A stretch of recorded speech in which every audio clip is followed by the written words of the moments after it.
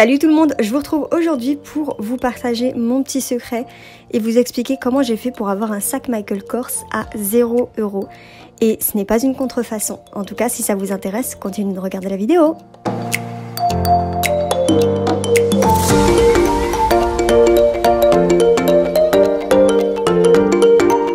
Première étape, c'est de trouver une réduction de malade et je vais vous expliquer ensuite comment on fait pour l'avoir à 0 €.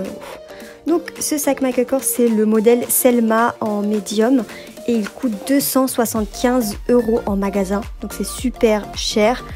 Mais moi j'ai trouvé le bon plan et ce n'est pas une vidéo qui est sponsorisée ou quoi que ce soit, je la fais vraiment de moi-même, c'est Vinted.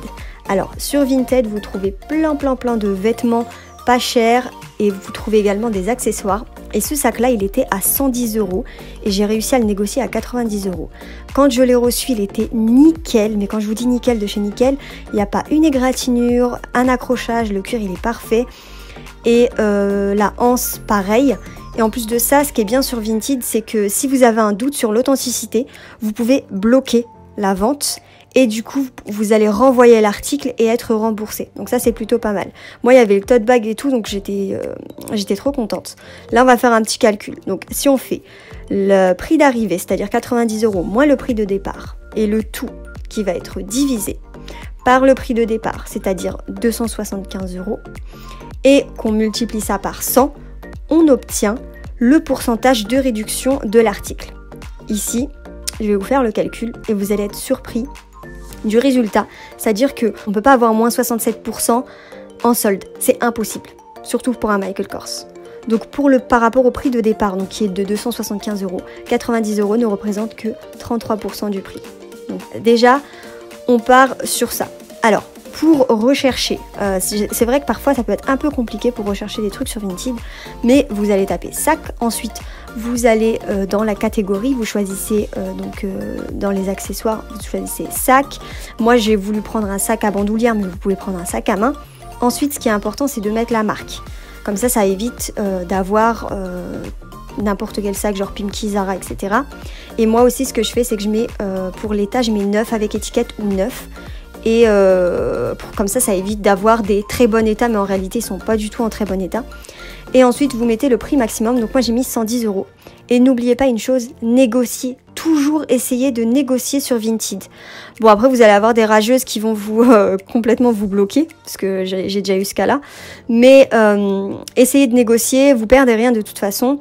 Et moi une fois il y en a un qui m'a échappé, c'était un Michael Kors, c'était neuf et il coûtait 60 €, j'étais dégoûtée. Mais cherchez bien. Ensuite, la deuxième étape, c'est d'avoir le sac à 0 €. Alors comment on fait? Toujours avec Vinted.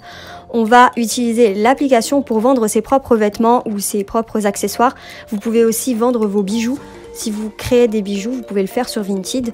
Moi, vous avez vu, j'ai fait un gros tri. J'ai vendu plein de vêtements et j'en ai encore plein d'ailleurs parce que j'ai un tiroir vraiment consacré à Vinted. Et mais ça m'a permis en fait d'avoir plus de 90 €. Après ça dépend aussi les articles que vous avez, mais si vous avez des vêtements Zara, Mango, etc., ça va, enfin vous allez vous faire un peu plus d'argent.